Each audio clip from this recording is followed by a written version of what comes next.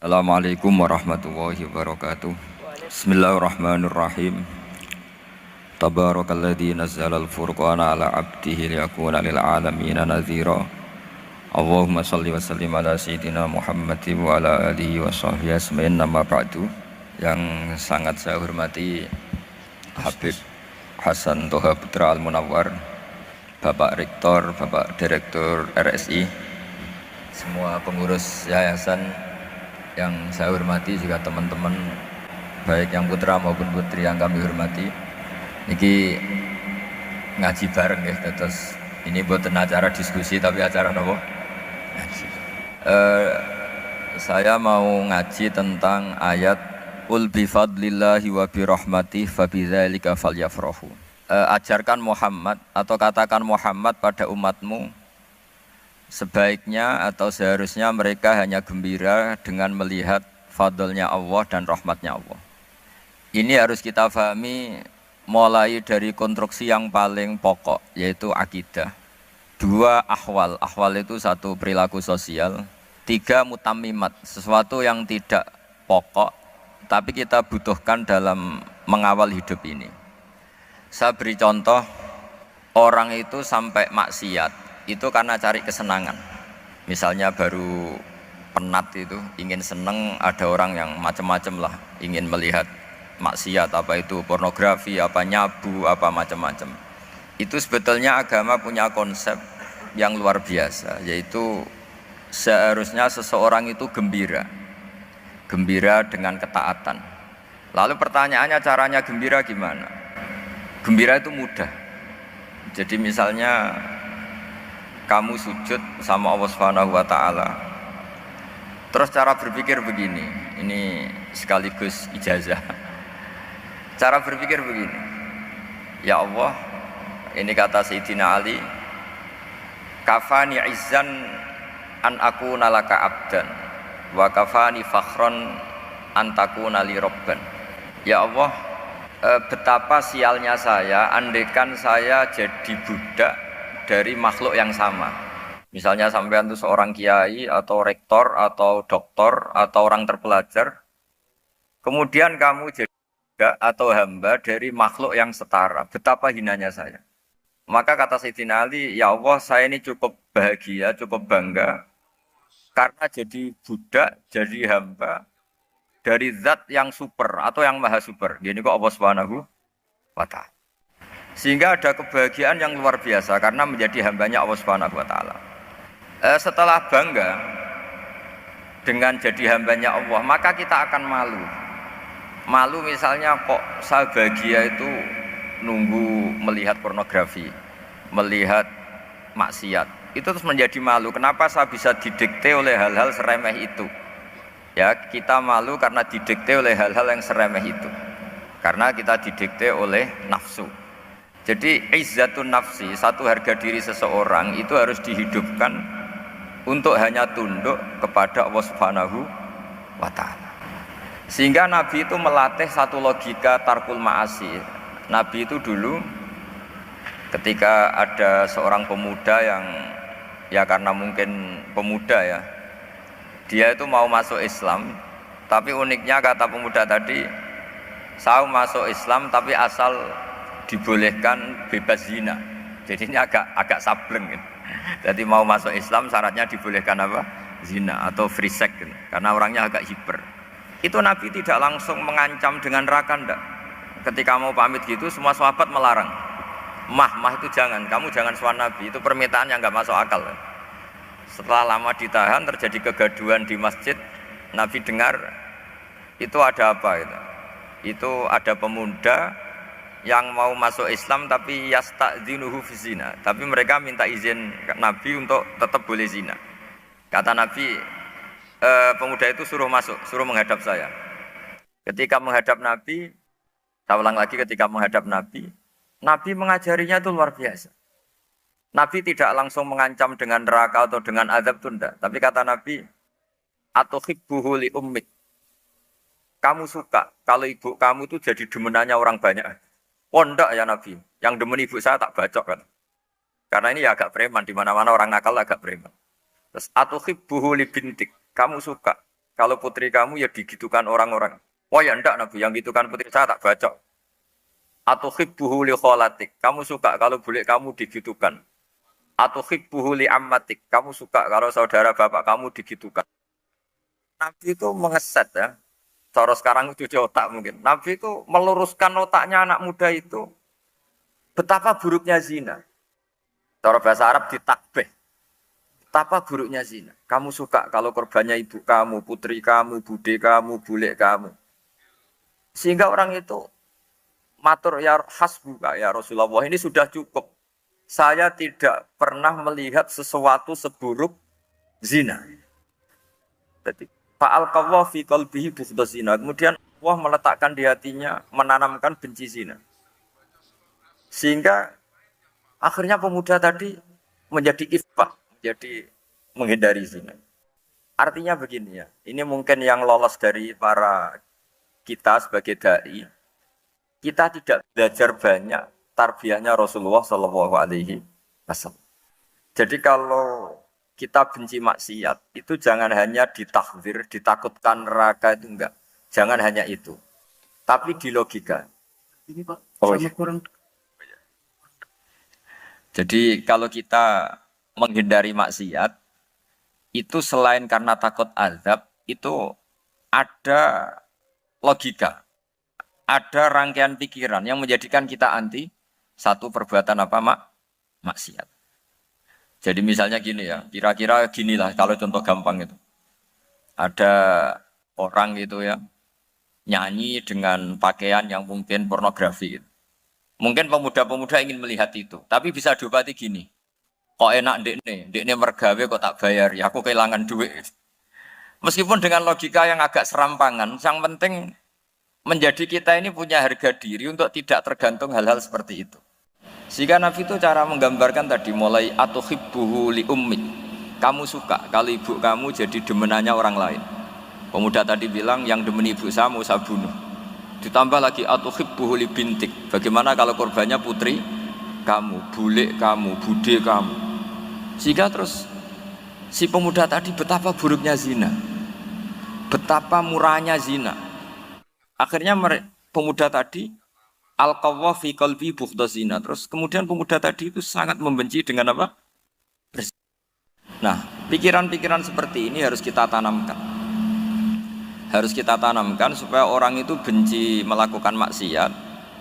Karena satu memang takut sukhtuwah, takut dibendu Allah atau dibenci Allah. Dua memang logika kita mengarahkan tidak maksiat. Nah ini yang terkait Unisula yang nangani kedokteran, nangani medis.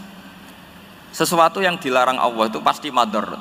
Maka untuk melarang seseorang bergantung sama narkoba misalnya atau hal-hal yang bahaya pada fisik, itu satu tentu bagi ahlullah, tentu karena takut Allah. Tapi banyak masyarakat yang memang benar-benar bisa meninggalkan narkoba karena efek buruknya narkoba, efek buruknya ganja. Itu kita tanamkan sedemikian rupa bahwa itu mengakibatkan sakau, mengakibatkan tidak sadarkan diri, mengakibatkan kebangkrutan ekonomi macam-macam. Sehingga mereka benar-benar benci sama yang namanya narkoba. Jadi di antara manhajul Quran itu kalau mentakbih, memburuk-burukkan maksiat itu mesti dikritik innahu kana fahisyah. Innahu kana fahisyata wa maqta wa sa'a sabila. Innahu kana fahisyata wa sa'a sabila. Diulang beberapa kali.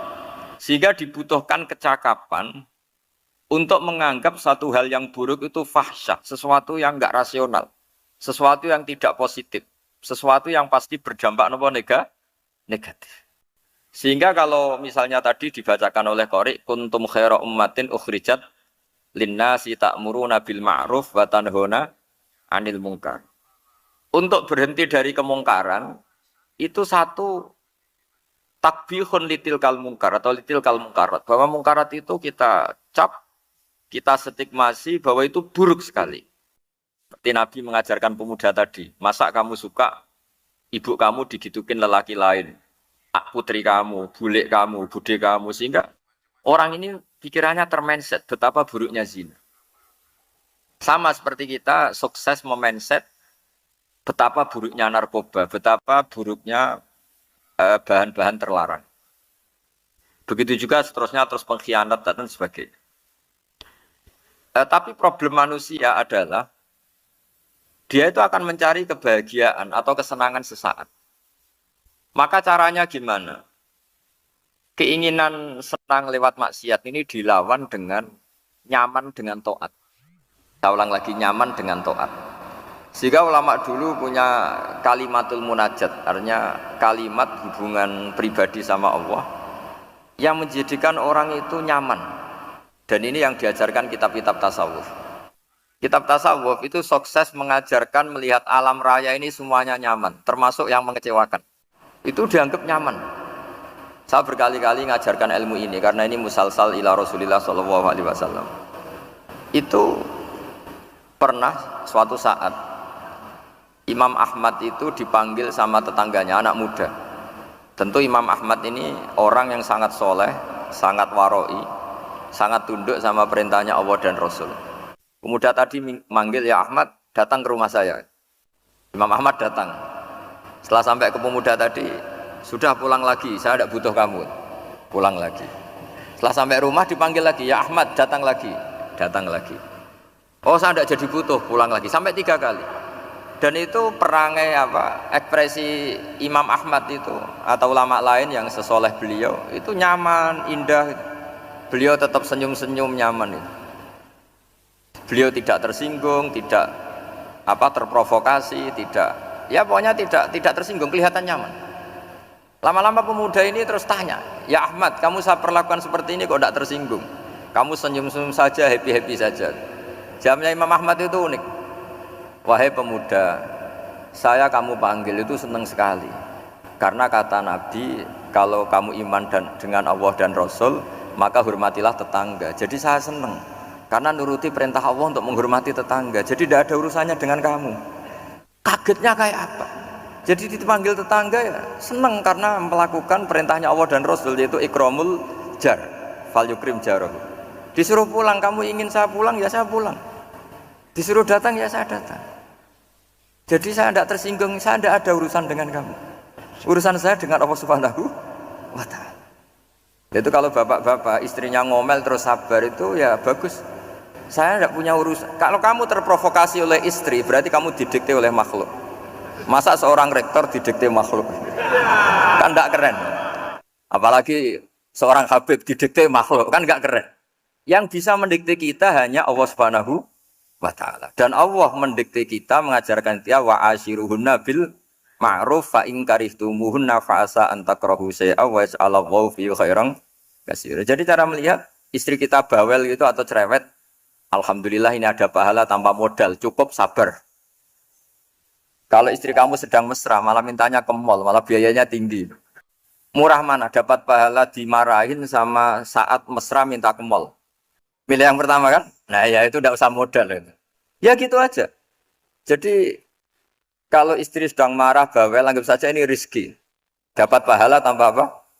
Biaya. Nah, kalau pas rukun malah nantang ke mall, biayanya malah tinggi.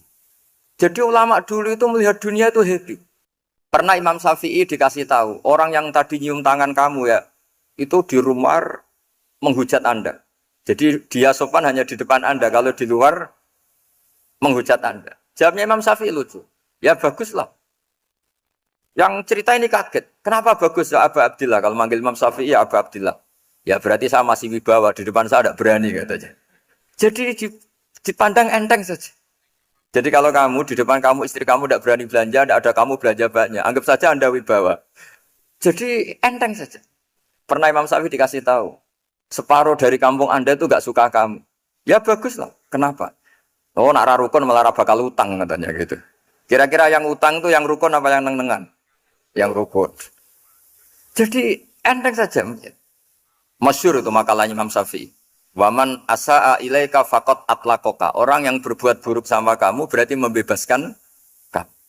Kalau saya sedang neng-nengan sama Habib Hasan Toha Putra, beliau naik Alphard enggak nawarin saya sah karena baru neng-nengan. Tapi kalau sedang rukun malah harus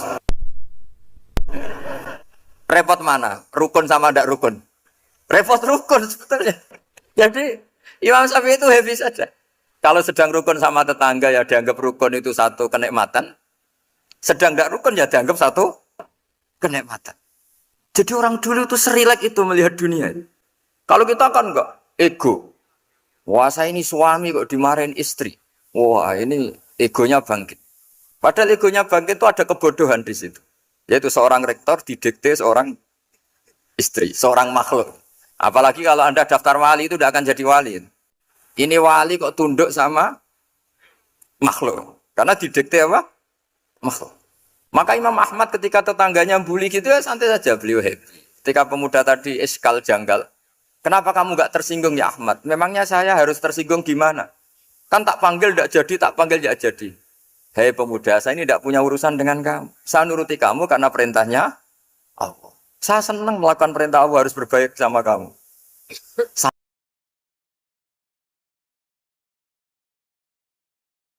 Sampai 3 kali. Jadi kebahagiaan ini pula yang harus kita latih dalam melakukan ketaatan. Tapi kalau kita sudah tidak bahagia dengan taat itu bahaya sekali. Sudah, ini sudah bisa. Sudah, ini sudah benar. Ya, kayaknya latihan jadi wali, jadi gak tersinggung. Kalau ndak ini sudah masalah ini. Paling ndak kan baru ngajarkan gitu, masa ada bisa meraktekkan gitu.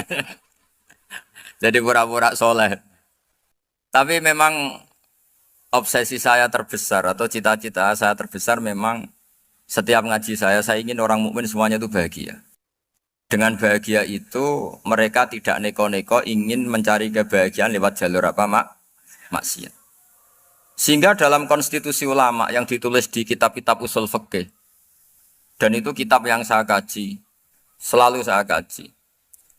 Itu membela-bela sesuatu yang mubah itu sampai luar biasa. Karena melihat mubah itu misalnya Anda tidur itu berstatus mubah, Anda bermain catur berstatus mubah.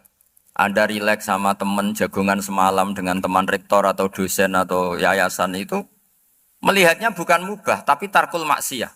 Misalnya saya semalaman asik musamarah itu jagongan malam sama Habib Toha Al-Munawwar. Itu Allah ngitungnya bukan, wah ini jagongan ngalor ngidul tidak penting tuh enggak. Malam itu bahak tidak ke dugem, tidak ke tempat maksiat. Sehingga ada ulama yang mengatakan mubah itu enggak ada. Saya ulang lagi, mubah itu tidak ada. Kan umumnya ulama bagikan wajib, ya kan, haram itu. Terus diantaranya mubah, sunat, makruh. Ada ulama yang mengatakan mubah itu tidak ada. Kenapa? Logikanya begini, itsma min mubahin illa wa yatahaqqaqu bihi tarku haramimma. Karena tidak ada mubah yang Anda lakukan kecuali saat itu pasti ditinggalkannya sebuah keharaman. Misalnya Anda sedang jagungan sama istri di luar, di rumah. Asik di rumah semalaman. Mungkin bahas hal-hal yang ringan. Mungkin melihat sinetron atau apa yang ringan. Tapi di situ terjadi Anda meninggalkan ke tempat-tempat maksiat. Sekarang ninggal maksiat itu wajib apa mubah? Wajib. Padahal Anda sedang melakukan mubah. Nah itu dicatat oleh Allah itu tarkul haram. Meninggalkan keharam. Jika masyhur dalam cerita wali-wali itu Abu Yazid yang seperti itu ibadahnya pernah tanya, ya Allah lalu yang makomnya orang seperti saya siapa? Karena beliau semalaman ibadah terus. Sama Allah dijawab, ya yang tidur di pinggir kamu itu.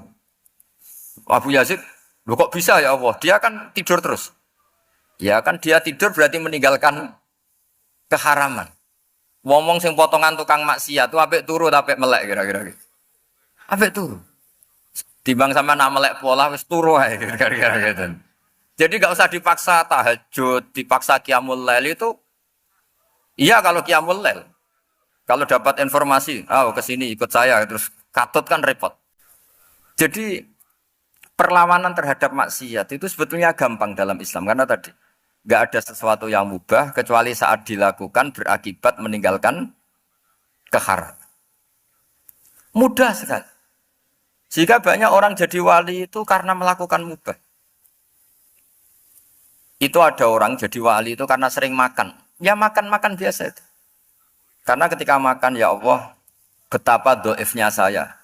Katanya saya presiden, katanya saya rektor, saya kiai. Ternyata kalau nggak makan tuh lemes. Apa hebatnya makhluk yang bergantung makhluk yang lain, yaitu makanan. Nah karena seperti itu terus dia al-laja'illallah, terus dia sungkeman ning Allah. Betapa lemahnya saya. Sebab itu ketika Quran mengkritik Dan dengan tanda kutip kemungkinan Tuhannya Isa bin Maryam. Itu ngeritiknya sederhana Quran itu. Mal masih ibnu Maryam illa rasul qad khalas min qablihir rusul wa ummuhu siddiqah kana yaqulanit ta'am. Isa itu tidak Tuhan. Wong dia makan. Kamu kebayang nggak misalnya punya Tuhan, wah tadi Tuhan mampir ke rumah saya, dia lemes. Setelah tak kasih makan sehat lagi gitu. Itu kan nggak kebayang. Tapi Tuhan marung di rumah saya, lemes tak gratisin, kayaknya tidak punya uang gitu. Setelah makan, wah gairah lagi. Kebayang nggak punya Tuhan seperti itu. Sehingga Quran kalau gojlok sederhana, karena ya kulanit toh. Sehingga wali-wali itu kalau makan tuh sadar lemahnya dirinya, betapa dirinya tergantung makanan. Sesuatu yang tergantung itu artinya tidak hebat, tidak Tuhan. Jadi untuk menjadi wali, untuk menjadi dapat ridhonya Allah itu sebenarnya sederhana. Termasuk ada cara jadi wali yang agak kacau, tapi ini ya benar, asal niatnya benar. Misalnya Unisula besar, ya kurang besar lagi. Kita sudah punya uang, kurang banyak uang lagi. Itu Nabi Ayub, itu kan seorang nabi. Pernah diuji Allah, ini ada di Sahih Bukhari. Nanti kamu tanya, hadisnya Sahih enggak? Ini ada di Sahih Bukhari. Kadang orang kota itu aneh, enggak ahli hadis tapi tanya, Sahih enggak? Padahal andekan dibodoni Sahih, ya ngandel saja. Jadi kadang ya aneh. Wong enggak tahu kok tanya itu. Itu Nabi Ayub itu sudah kaya, pas itu sudah kaya. Bukan cerita yang masih miskin, memang sudah kaya. Beliau di kamar dihinggapin satu belalang dari emas. Setelah belalang itu dikejar, ternyata yang jenis itu banyak, semuanya dari emas. Ngambil sana sini, ini yang kesak ini dipenuhin, saku ini dipenuhin, sampai banyak. Terus sama Allah digojlok. Kamu itu Nabi saya, kenapa kamu mengumpulkan harta sebanyak itu? Kamu itu Nabi saya kok rakus? Jawabannya Nabi Ayub unik. Ya Allah, siapa yang bisa kenyang dari rahmatmu? Ya, jadi kalau kamu punya uang 1 miliar, kok ingin 1 miliar 100, ingin 1 miliar 200, itu cara ngitung bukan uang. Ya Allah, siapa yang bisa kenyang dari rahmat? Karena rahmat Allah tidak terbatas, sudah Gusti tenang saja. Meskipun saya gini, rahmat Anda tidak akan habis. Sehingga waroi ada ilmunya, tomak juga ada ilmunya. Termasuk ragus itu juga ada ilmunya. Misalnya begini, ini contoh rakus yang ada ilmunya begini. Ini saya beri contoh. Mungkin yang boleh niru orang-orang soleh, kalau nggak soleh jangan. Imam Syafi'i, ini cerita nyata. Imam Syafi'i itu dulu ketika ngaji masih muda itu nggak suka sama guru yang kaya. Kebetulan dia punya guru miskin terus. Namanya Sufyan As-Tsauri, itu miskinnya Masya Allah. Sufyan bin Uyainah juga miskin. Jadi dia miskin, punya guru miskin terus. Sehingga idolanya ya sama guru-guru yang miskin. Suatu saat guru-guru ini menyarankan dia ngaji Imam Malik. Imam Malik itu kaya raya. Itu babutnya Imam Malik kalau diinjek, itu mata kakinya tidak kelihatan, saking halusnya. Kalah, Indonesia kalah. Imam Malik tuh gaya. Kalau ngaji di kursi tinggi terus pakai bukhur itu, pakai jubah Arab yang mahal. Pokoknya mewah kali Imam Malik. Terus dia mulai ini kiai kok kaya.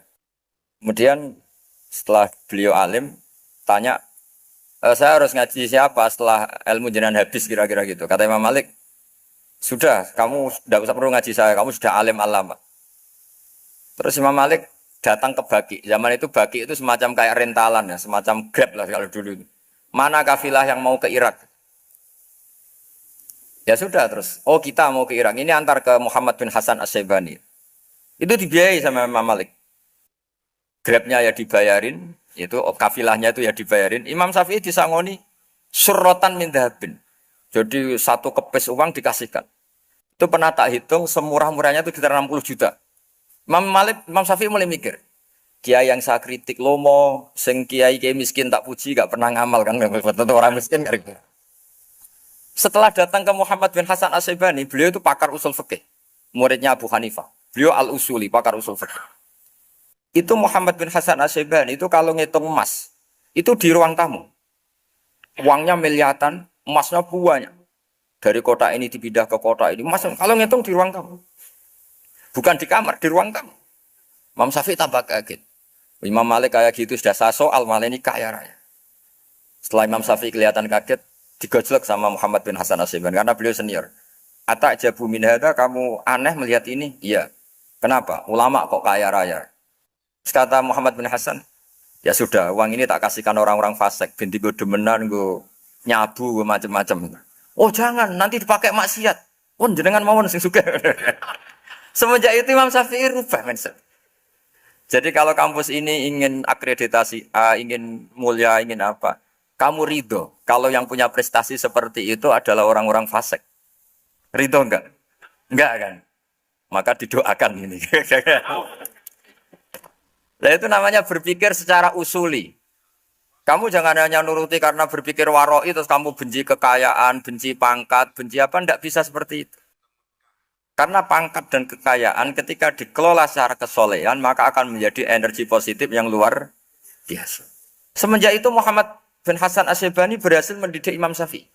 Sampai akhirnya keterusan Imam Syafi'i berpendapat kalau orang Islam bisa bikin rumah tingkat kok punya rumah reot itu haram kata. Akhirnya keterusan. Kalau bisa jadi bupati kok jadi ketua RT juga haram. Karena al-Islam ya'lu wala yu'la alaih. Islam itu luhur bukan bisa diluhurin. Sehingga rata-rata orang Syafi'iyah termasuk kiai-kiai Indonesia itu rata-rata ya agak-agak politikus. Ya agak-agak kedonyan, mungkin sebagian kedonyan tenan gitu. Karena enggak ridho gitu loh. Kalau kesempatan itu dikuasai orang fasik kemudian menjadi kekuatan maksi. Coba kalau bupati itu orang yang fasik. Kemudian programnya supaya rakyat seneng semalaman dangdutan yang purno misalnya. Supaya rakyat seneng dibolehkan dugem, dibolehkan judi. Tapi kalau yang jabat orang soleh kan ada beberapa perda yang menolak penyakit apa? Masyarakat. Jadi kamu jangan melihat bahwa kepangkatan ini hanya sebagai alat korupsi, alat otoriter. Enggak. Asal kena orang soleh, maka ini menjadi energi kesolehan atau energi positif. Sebab itu ketika Allah muji para nabi yang soleh, diantaranya disifati apa? Faqad ataina ala Ibrahim al-kitab wal hikmata, terus ayat wa atainahum mulkan azim. Dan Nabi Ibrahim dan keluarganya tak kasih kerajaan yang besar. Nah sekarang masih banyak orang yang cara pandang ngapain bikin unisula yang megah, ngapain berambisi punya akreditasi A dan sebagainya. Menyoal seperti itu salah secara usul fikih. Karena secara usul fikih kesempatan yang baik tentu harus diperjuangkan oleh orang-orang yang soleh. Karena ini supaya jadi otoritas yang positif.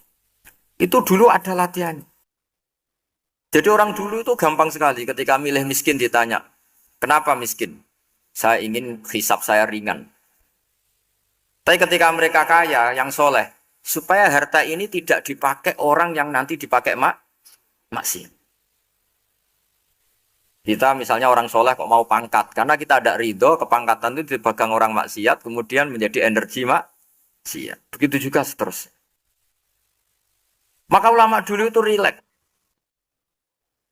Sampai Nawawi Al-Bantani itu nanti bisa dicek di tafsir. Qul hal yastawil ladzina ya'lamuna wal ladzina la ya'lamun. Beliau muji-muji ulama.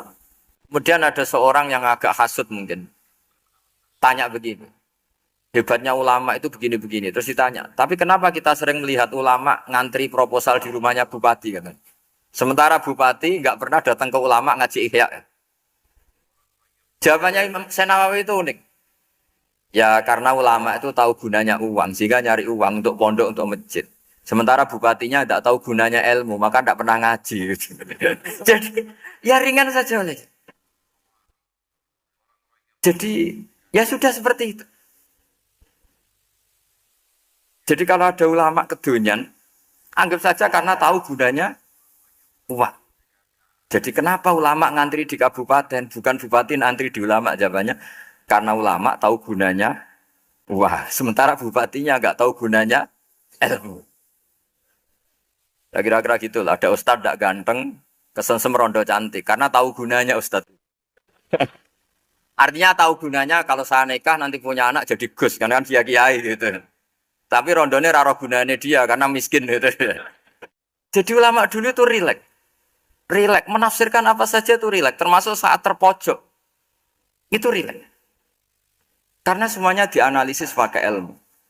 Sehingga ciri utama wali itu apa? Ala inna awliya Allahi la khaufun alaihim walahum yahzanun. Enggak ada rasa takut, enggak ada rasa gampang. Karena melihat sesuatu itu gampang saja. Saya ulang lagi, melihat sesuatu itu gampang saja, ringan. Saya beri contoh ya, betapa pentingnya mindset ya, cara berpikir. Orang itu menjadi kikir itu karena nganggap hidup itu lama dan uang itu penting. Kalau zaman Nabi itu sederhana kalau melihat hidup. Pernah suatu saat Nabi itu punya jatah makan. Karena Nabi itu hidupnya juga pas-pasan. Jadi Nabi itu unik. Beliau di satu sisi kaya raya, bisa ngurmat Abu Hurairah, Ammar, Suhaib. Ashabu Sufa itu dirawat Nabi semua. Itu kan kaya, bisa ngerawat sekian orang. Tapi di sisi yang lain untuk pribadinya beliau miskin. Kadang nggak bisa makan hari itu. Tapi di saat yang sama bisa merawat Ahlus Sufa. Jadi keliru kalau orang hanya cerita Nabi itu miskin, untuk makan dirinya aja susah. Itu keliru. Kelirunya kalau tidak diteruskan, tapi Nabi mampu menghidupi ahli suffah. Singkat cerita jatah makannya Nabi itu dikasihkan orang ketika Nabi tanya, ya Aisyah, makanan jatah saya di mana? Oh ya Rasulullah, tadi ada orang minta tak kasihkan. Maka makanan itu habis. Apa kata Nabi? Kamu salah Aisyah. Yang kamu kasihkan itu justru yang masih. Ya yang kamu kasihkan itu justru yang masih. Sehingga Nabi menganggap, makanya Nabi terus ngendikan. Ya kalau mukhatabnya lelaki ya kira-kira begini. Wahallaka min malika illa ma akalta fa'afnaita walabista fa'ablaita. Terus tanya wa tasaddaqta fa'abqaita kata Nabi. Harta kamu ya kamu makan kemudian ke WC jadi kotoran atau punya pakaian mewah nanti rusak. Wa tasaddaqta fa'abqaita. Ada yang kamu sedekahkan yaitu yang abadi sampai akhir. Sehingga banyak pengusaha yang mencintai saya setelah tak ajari hadis itu, misalnya punya uang 1 miliar karena dia spekulan atau pedagang rawan bangkrut, disedekahkan ke masjid 50 juta, yaitu yang abadi. Jadi kalau suatu saat bangkrut, dia masih punya uang 50 juta di akhirat. Jadi Nabi itu mengajari sedekah itu apa? Ya sedekah itu pengabadian uang. Kalau kita kan enggak, bilang sedekah itu nguras. Wah, itu pikirannya setan, dan pikirannya orang Islam. Itu cara berpikir setan, bukan cara berpikir umat apa. Sehingga Sayyid Ali Zainal Abidin itu kalau ada orang minta, kemudian beliau ngasih, itu beliau bilang gini, marhaban biman hamala zadi ilal akhirah. Matur nuwun nggih jenengan sing beto sangu kula nate. Jadi dianggap teller saja. Orang yang minta uang beliau itu dianggap tukang nyatet bank. Karena sudah ditabungkan. Ya sudah. Kalau kita kan enggak, wah pengemis itu ganggu gini-gini. Kecuali pengemis profesi ya, mungkin kita agak-agak enak. Pada zaman akhir itu ada pengemis apa? Profesi, jadi repot. Terus tak beri contoh lagi kebahagiaan ketika kita milih Islam moderat. Islam kita diajarkan guru-guru kita, utamanya oleh guru kita Mbah Maimun. Saya juga sering ketemu beberapa ulama dunia termasuk Habib Umar. Saya juga ikut sowan ke sini pas beliau sama Habib ini Hasan Toha Putra di sini sama orang-orang moderat. Itu cara berpikir juga luar biasa indah. Beliau pernah cerita ya, beberapa ulama loh. Banyak yang cerita itu. Saya pernah diceritani seorang alim ketika ada orang ekstremis itu mau ngebom di tempat maksiat. Kebetulan yang maksiat itu kebanyakan ya orang Islam. Karena di negara yang mayoritas Islam. Ditanya sama Syekh Sa'rawi. Syekh Sa'rawi itu mufassir top di mana? Mesir. Ini mau tak habisin karena mereka orang Islam kok maksiat terus. Terus ditanya sama Imam Sa'rawi. Laumatu ala khini ma'asihim. Aina masiruhum. Kalau mereka mati dalam keadaan maksiat, mereka kemana? Ya ilanar, mereka pasti masuk neraka. Terus ditanya sama Imam Sa'rawi. Wahal masiruhum ilanar muradun nabi amla. Punya umat maksiat kemudian mati masuk neraka. Itu yang diinginkan Nabi apa enggak? Ya tidak aja. Ya sudah, enggak usah dibom, ditunggu tobatnya kata. Karena kalau mati dalam keadaan itu ke neraka dan itu tidak yang diinginkan Rasulullah Sallallahu Alaihi Wasallam. Terus ekstremis ini menjadi tobat, tidak berpikir ekstremis, Mas. Jadi orang itu harus berpikir mindset yang baik.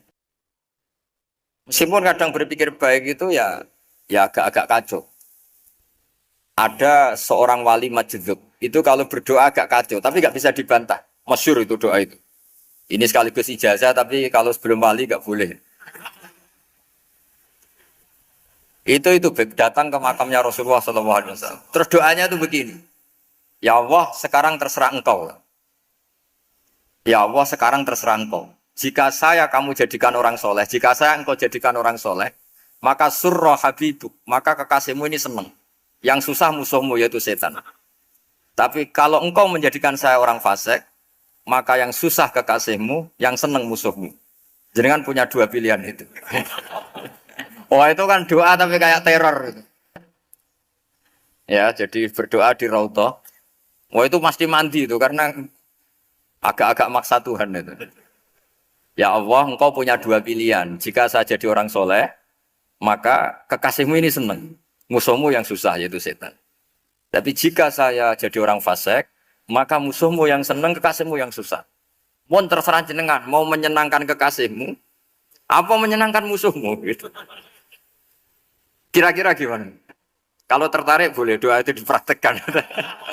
Tapi kayaknya kalau copy paste itu gak keren. Apa? Jadi dulu orang itu muamalah sama Allah dan Rasul itu rileks. Rileks itu nyaman karena ya tadi kul bi fadlillah wa bi rahmati fa bidzalika falyafrah. Sehingga Imam Izzuddin bin Abdissalam itu ngendikan innalladzina yarmunal muhsanatil ghafilat. Di antara kebaikannya ibu-ibu atau mbak-mbak ini harus berstatus ghafilat. Perempuan-perempuan pelupa. Ghafilat itu pelupa. Pelupa dari kenikmatan maksiat sehingga mereka dengan taat.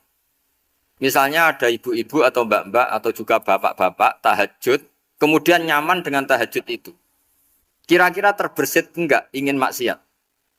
Enggak kan karena sudah nyaman dengan tahajud, dengan taat. Maka dibutuhkan kenyamanan dalam beribadah. Sebab itu ala bizikrillahi tatmainnul qulub.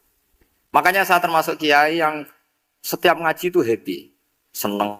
Karena ini untuk kampanye, senang dengan ngaji, dengan taat itu sudah luar biasa. Kayak apa kalau mereka senangnya kalau nunggu melakukan maksiat. Jadi termasuk bentuk perlawanan kita terhadap maksiat adalah usahakan kamu tuh bahagia, senang dengan taat. Istiqnas billah, mu'anasah billah, farah billah, itmi'nan tumaknina billah. Sehingga ini mencukupkan kita tidak berkebutuhan maksiat. Meskipun kita ya manusia, pasti suatu saat atau sudah pernah maksiat. Serasa diceritakan lah, itu mesti gitu. Lah orang-orang dulu itu orang yang sukses mengelola bahagia ma Allah wa billah wa lillah. Sehingga wali-wali dulu itu jadi wali itu tidak mesti karena ibadahnya banyak itu enggak. Mereka orang yang ibadahnya itu biasa.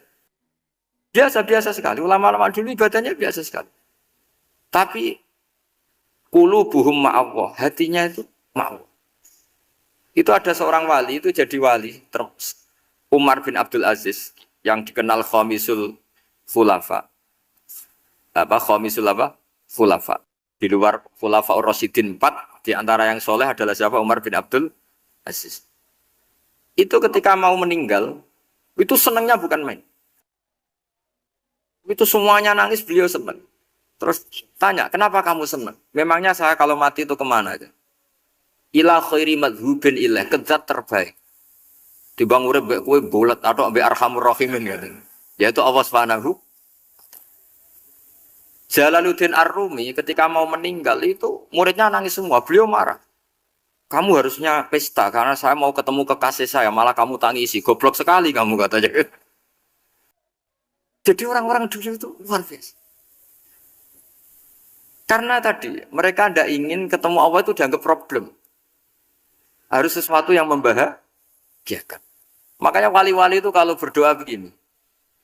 Wa khairu ayyami yauman alqa kafih, dan jadikan hari terbaikku adalah hari ketika saya ketemu engkau ya. Pernah dengar doa itu?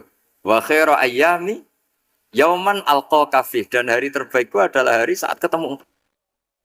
Aman kan enggak? Sampai matiku wedi. Saya tidak tahu wedi dosa apa wedi Israel apa wedi malaikat siapa? Mungkar Nakir. Sebenarnya tidak perlu seperti itu. Karena cara pandang Nabi itu ini bisa dipraktekkan. Kalau kamu orang baik, mati artinya apa? Ya baik. Karena husnul khotimah. Kalau kamu orang yang buruk, itu kata Nabi, anggap saja mati itu akhir dari keburukan kamu. Nak kowe urip terus malah maksiat terus. Maka Nabi itu kalau ngajari kita berdoa gini, Allah maj'alil hayata ziyadatan li fi kulli khairin wal mauta rohatan li min kulli syarri. Ya Allah, kalau saya hidup, ya anggap saja ziyadah fi kulli khairin, berpotensi nambahi kebaikan. Kalau saya mati, anggap saja ini akhir dari segala keburukan. Maka saya berkali-kali guyon. Makanya tradisi ulama-ulama NU, ulama-ulama pesantren, ya ada hanya NU, pokoknya ulama-ulama alim. Itu kalau ada orang mati, orang nakal gitu mati, ini saya gitu. Itu hadirin mesti gak terima. Wapi enang itu wong wakal. Tapi dipaksa sama kiainya, saya gitu. Lama-lama dipaksa. Saya gitu. Padahal yang atine kiai wis ra iso maksiat meneh wis saya gitu. Karena dengan mati berarti saya sudah tidak bisa maksiat lagi. Jadi Nabi melihat hidup dan mati itu segampang itu. Kalau al-hayata ziyadatan li fi kulli khairin wal mauta rohatan li min kulli syarr. Coba kita ke depan itu kan ada potensi zina, potensi korupsi, potensi maksiat. Yang bisa menghentikan potensi itu apa coba? Mati ya, udah pinter ya. Sudah maju berarti. Berani mati. Berani. Tapi jangan di sini ngel-ngelo panitia. Artinya yang selama ini kita risau dengan kematian, dengan apa? Nabi ngajari kita tadi. Allah maj'alil hayata ziyadatan li fi kulli khairin wal mauta rohatan li min kulli syarr. Ya Allah, jadikan hidup ini sebagai bekal menambah kebaikan. Dan suatu saat kalau saya mati, semoga itu akhir dari segala keburukan. Jadi artinya Nabi itu ngajari kita itu positif terus. Sama seperti ulamanya tadi. Nak lagi rukun mbek tonggo ya sanggep ae kanca keapian. Nak nenengan ben ra utang ngoten. Dadi pokoke penak terus itu. Nak bojo lagi ngamuk alhamdulillah gak ngajak blonjo. Nak pas rukun ya alhamdulillah kok lagi rukun. Jadi gampang semua. Makanya ada seorang alim itu ngendikan begini, ada yang tanya. Saya tuh dulu ketika kaya, teman saya sering main ke saya. Setelah saya miskin gak ada teman-teman yang ke saya. Dikira si Habib ini kebetulan orangnya Habib itu mendukung keluhan dia. Ternyata enggak. Si orang alim itu bilang gini, malah bagus toh gitu. Kowe wis melarat buruhe wong. Ya sudah kamu miskin buruhnya orang lain. Misalnya tukang manol di pasar atau tukang becak. Kemudian teman-teman kamu datang, malah kamu malu toh jadi tontonan. Bagus kalau mereka lupa, pas kamu miskin tidak ada yang lihat katanya. Jadi apa ya, dianggap enteng saja gitu. Akhirnya orang ini nggak jadi ngeluh. Selama ini kan kita ngeluh ya, ketika miskin teman-teman nggak datang.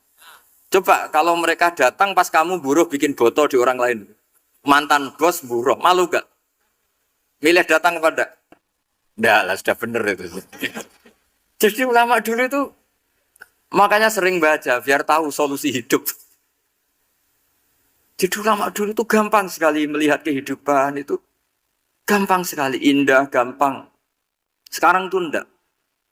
Orang itu cara berpikir nuruti nafsu, itu yang bahaya. Makanya Quran ngeritik ara'aita man ittakhadha ilahahu hawa. Orang yang cara berpikir itu nuruti hawa nafsu. Kalau zaman Nabi, zaman sahabat, zaman ulama, itu enggak seperti itu. Sehingga cara berpikir itu mudah. Makanya kata Nabi, absyiru ya ma'syaral muslimin, kata. Kamu harus senang ya ma'syaral muslimin. Allah sekarang buka pintu langit yang sebelumnya enggak pernah dibuka. Dan Allah yubahi bikum malaikatah. Dan Allah membanggakan kamu kepada para malaikatnya. Kenapa? Umatnya Muhammad, umatnya Rasulullah Muhammad SAW, itu kalau sampean kepengen mati setiap saat itu baik, itu resepnya gampang kata Nabi. Addu faridotan wantadzoru ukhra. Jadi Allah memberitahu, ya Muhammad, umatmu ini luar biasa. Jadi misalnya tadi kita sholat subuh, ditanya, Bahak kamu sekarang ngapain? Nunggu sholat duhur ya. Setelah sholat duhur ditanya lagi nunggu apa asar. Sehingga famangka nanti hijratuhu ila wa rasulih fa hijratuhu ila wahi.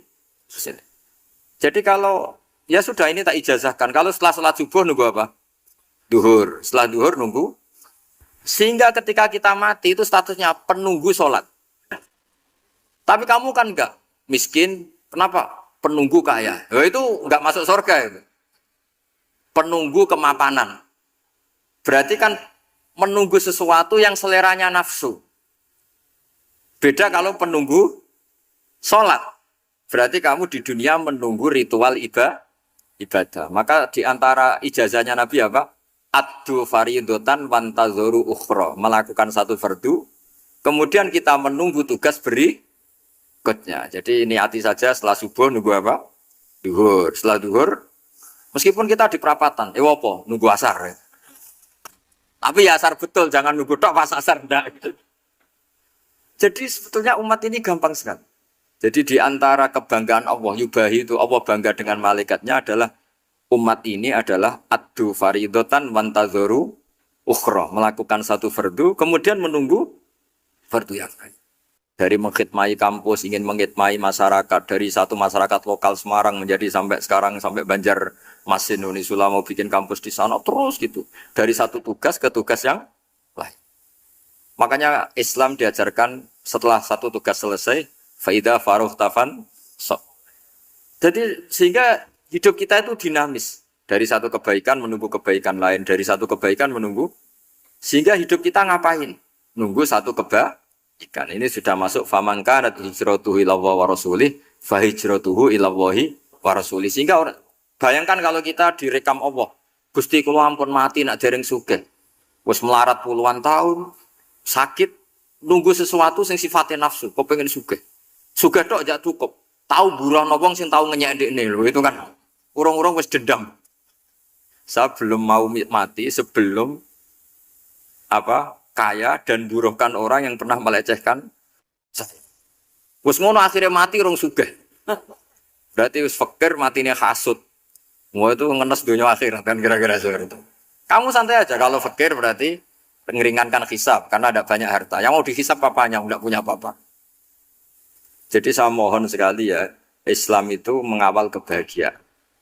Sebab itu sampai bahagia itu menjadi perintah Islam, kul bi fadlillah wa bi rahmati fa bidzalika falyafrahu. Karena dengan bahagia bitaat diharapkan orang Islam itu tidak bahagia atau cari kesenangan lewat jalur maksiat. Sehingga ciri utama wali apa? Ala inna awliya Allahi la khaufun alaihim wa la hum yahzan.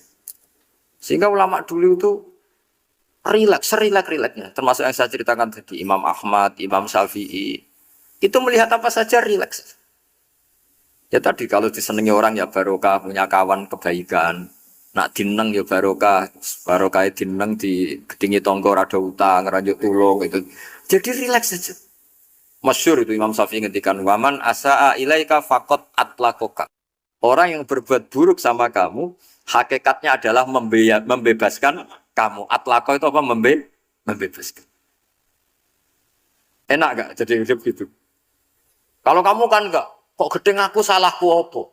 Malah kamu ujub tuh, orang kok enggak tahu salahnya. Kamu jadi suami, istrinya ngomel, kurang apa saya sebagai suami? Ya kurang banyak, enggak ganteng, enggak kaya, enggak ini. Malah kalau diterangkan malah parah toh. Ya sudah rileks saja, kalau dia ngomel ya tadi, alhamdulillah dapat pahala tambah apa? Biaya. Terus ngomel kan butuh energi, paling yang enggak kuat 3 jam. Nanti juga berhenti apa? Terus ambil nilai positifnya, misalnya ngomel sama suaminya, bagus lah. Kalau ngomel sama tetangga malah kayak apa gitu aja udah. Jadi ulama dulu itu gampang sekali melihat hidup. Rasulullah ya gitu, melihat hidup tuh gampang saja. Ketika tanya, ya Aisyah apa ada sarapan? Tidak ada ya Rasulullah, ya sudah saya tak puasa. Jadi enteng saja. Kadang-kadang beliau ingin puasa, ya puasa sunat, ada sarapan nggak jadi puasa. Rileks. Nabi itu rileks. Kalau ngajari kebaikan juga rileks. Nah sekarang itu banyak orang yang karena mungkin kurang baca. Islam tuh kayak menjadi aturan yang bengis, yang repot, yang mengekang. Itu tidak seperti itu. Yuridu wa bikumul yusra, wala yuridu bikumul usra. Allah menghendaki agama ini mudah. Sehingga ada sahabat di Imami Mu'ad itu baca Baqarah. Sahabat ini pekerja petani. Mufarokoh ditinggal. Ketika Mu'ad lapor, ya Rasulullah ini ada orang munafik. Tengah-tengah sholat mufarokoh saya ditinggal. Yang disalahin itu tidak yang ninggal tapi Mu'ad. Afattanun anta ya Mu'ad. Kami itu tukang fitnah. Masa ngimami petani pakai surat Baqarah? Jadi yang disalahkan ini imamnya. Kalau kamu jadi imam, sholatnya ya yang cepat. Makanya terus banyak orang kecepatan karena tadi. Jadi Nabi itu enteng sekali. Jadi apa ya? Nabi itu beda dengan yang kita bayangkan beda. Nabi pernah ngaji di masjid, kemudian ada tetangga lewat pakai cangkul ke kebun. Semua sahabat gerutu. Ini orang tidak benar. Ada Nabi ngaji, ditinggal saja ke kebun, tidak ikut ngaji. Jawabannya Nabi tidak. Itu bagus, itu ikut sunnah saya. Kenapa ya Rasulullah? Dia kerja nyari halal.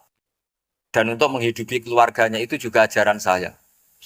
Sehingga yang ngaji ya ajarannya Nabi, yang enggak ngaji karena kerja mencukupi keluarga juga ajarannya. Nah, segampang ini. Oh, kalau kayaknya kamu kan, wes gak roh akhlak kan gitu. Nabi rileks saja nak gini. Sampai bisa lihat itu di bab Fadhailul Kasbi. Makanya ini penting sekali supaya orang itu berpikir Islam atau mendakwahkan Islam itu berdasar sanad. Ya, yang mutasil yang pernah dilakukan Rasulullah Shallallahu Alaihi Wasallam. Semoga barokah. Assalamualaikum warahmatullahi wabarakatuh. Terima kasih kami sampaikan atas pencerahan yang disampaikan oleh Gus Baha.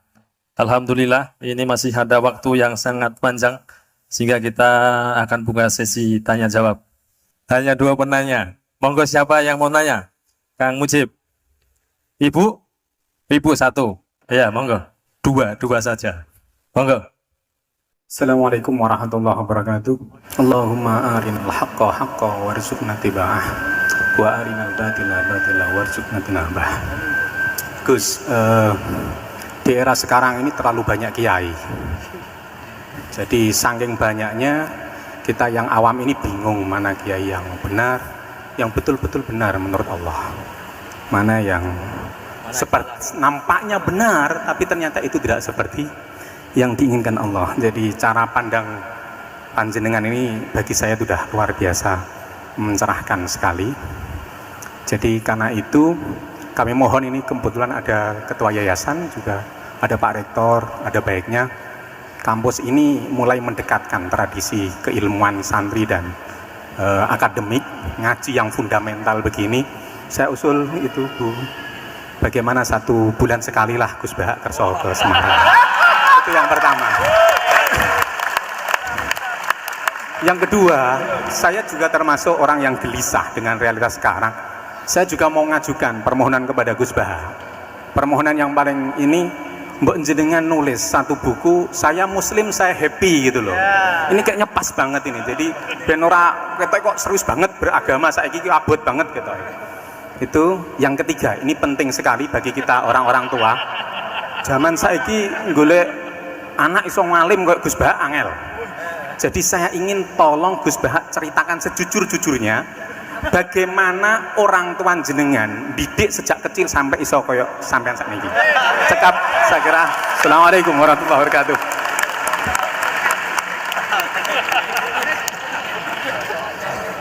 Yang kedua, monggo. Mohon dibantu mic. Assalamualaikum warahmatullahi wabarakatuh. Gus Baha, kula badhe tangklet. Jangan kayak ini ya.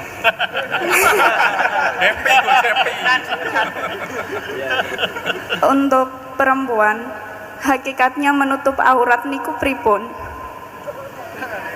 Ya harus ditutup.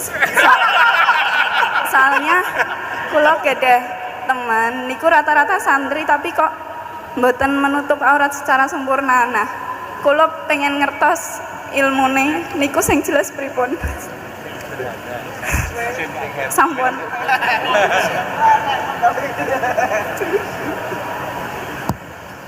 Ini sudah normal ya, pakai ini aja. Ini jawab yang Mbak dulu yang gampang gitu. Ya yang jelas itu satrul aurat itu ada yang fisik ya, kayak menutup aurat dalam madzhab Syafi'i kita tahu auratul mar'ah fis sholat itu ada pengecualian ilal wajah wal kafain. Tapi kalau kharijah sholat adalah jami'u badaniha dalam madzhab Syafi'i. Tapi dalam sebagian ulama mengatakan ilal wajah wal kafain tetap termasuk istisna di luar sholat. Itu dari segi fisik ya atau zahir. Tapi sebetulnya juga harus dilakukan satrul aurat secara maknawi, menutup sesuatu yang buruk. Artinya kan gini ya, aurat itu kan sesuatu yang buruk kalau kelihatan gitu. Sehingga misalnya kasus di beberapa negara mungkin fisiknya sudah benar ditutupin tapi mungkin tetap maksiat. Tapi ada yang gugat, yang penting nggak maksiat meskipun buka aurat. Ya keliru, buka aurat sendiri sudah maksiat, itu malah aneh lagi gitu. Tapi yang jelas filosofi hijab atau satrul aurah itu usahakan yang dohir maupun yang apa? Batin. Karena Indonesia itu memang agak unik. Saya sering ketemu peneliti dari beberapa negara, meneliti Indonesia itu paling pusing. Kadang ada orang yang auratnya biasa datang ke masjid, itu kan bingungkan malaikat, mau ditulis dosa itu ke masjid, mau ditulis toat itu buka aurat. Tidak tahu hitung-hitungannya gimana nanti.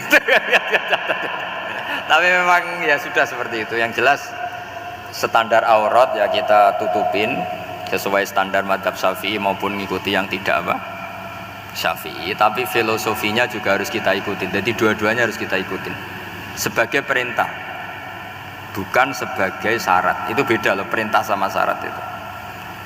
Sebagai perintah, bukan sebagai syarat. Kalau sebagai syarat itu begini, syaratnya orang Islam tuh harus nutupi aurat begini-begini. Nanti kalau yang nggak gitu dianggap tidak Islam, itu menjadi ekstrim. Tapi kalau sifatnya perintah, ya perintah saja. Yang nggak melakukan paling banter dianggap fasikoh atau tidak solihah, tapi tidak sampai menjadi keluar dari Islam. Ya jadi gitu ya. Jadi karena apa ya? Ya sudah seperti itu. Obsesi kita tentu ingin kesolehan, sebagai perintah. Saya ulang lagi, jangan biasakan kalau ada aturan itu sebagai syarat. Misalnya gini, kowe nak ora alim ra anakku, itu bahaya. Mosok ora alim terus ora anakku, karena rata-rata orang itu udah alim gitu. Nanti terputus dari bapaknya semua. Tapi hanya sifatnya perintah. Perintahnya seorang bapak ke kita supaya alim. Makanya ulama mengatakan perintahnya Allah, perintah itu lebih rileks daripada disebut syarat. Karena syarat sekali nggak memenuhi menjadi ndak. Makanya Sayyid Muhammad kalau ngarang kitab sering wajibat itu lebih ringan ketimbang apa? Syarat. Jadi beda kalau dalam filosofi ilmu itu. Jadi gampang perintah. Tentu yang nggak melakukan perintah itu ya kurang baik, tapi tidak sampai keluar dari apa? Islam. Karena perilaku kesolehan itu perintah, bukan syarat. Sehingga Nabi nanti ngendikan beberapa yang masyhur itu kan, syafaati li ahlil kabair min ummati. Meskipun umatnya yang nggak benar ya tetap diaku sebagai umat. Jadi beda perintahnya Nabi sih, semuanya kalau bisa soleh, harus bisa soleh. Tapi tetap ini sifatnya perintah, bukan syarat. Nggak bisa kamu mengatakan syaratnya orang Islam itu dalam beraurat begini, syaratnya soleh nggak pernah maksiat. Memangnya Nabi nggak pernah maksiat? Ya saya kira demikian ya, cukup ya. Lah kalau ini resikonya dia seneng saya, makanya bagus dia tidak seneng saya, jadi enggak. Jadi ini kalau seneng saya malah ngatur-ngatur gini. Ya. Terus soal ngaji di sini tiap bulan itu jelas tidak satu rutin, karena kalau sampean sopan di mana-mana ngaji itu datang ke kiainya.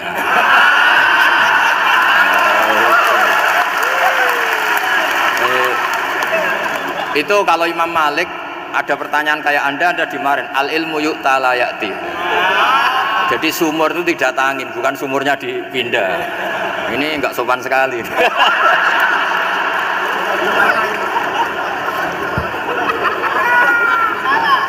Terus menyangkut orang tua, kenapa saya alim, itu juga enggak boleh dijawab.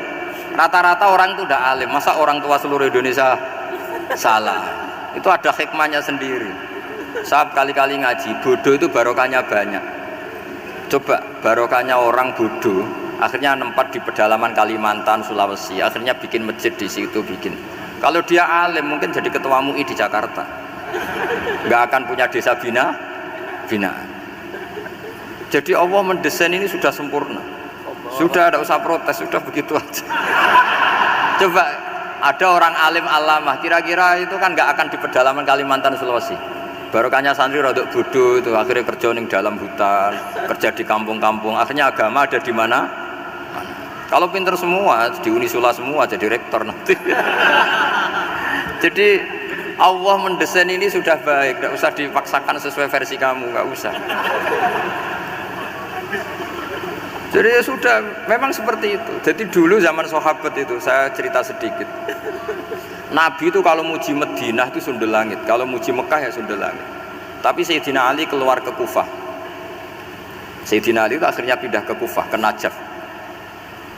Karena pikirannya Sayyidina Ali, Mekah Madinah hanya baik secara buk'ah, secara tanah. Tapi di antara kebaikan Nabi adalah nasrul Islam. Akhirnya Sayyidina Ali milih ke Kufah. Andaikan sahabat tidak milih keluar dari Mekah Madinah sebagiannya, pasti Islam tidak menyebar. Karena semuanya tersentralisasi di Mekah dan Madinah. Tapi ada saja sahabat yang tetap nyaman di Mekah Madinah karena sholat di sana sebagaimana 1000 sholat.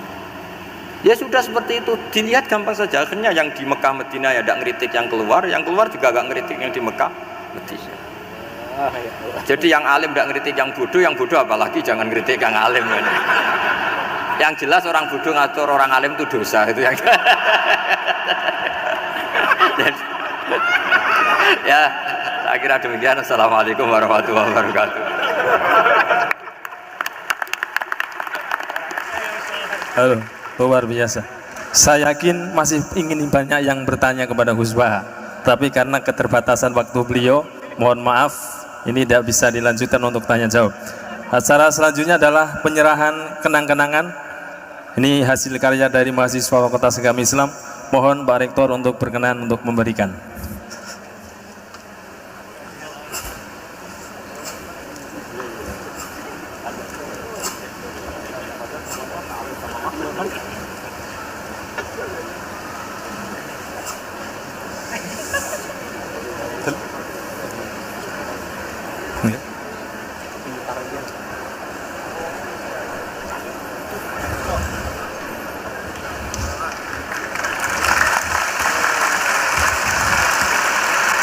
Mohon hadirin untuk tidak bubar terlebih dahulu, kita akan berdoa bersama.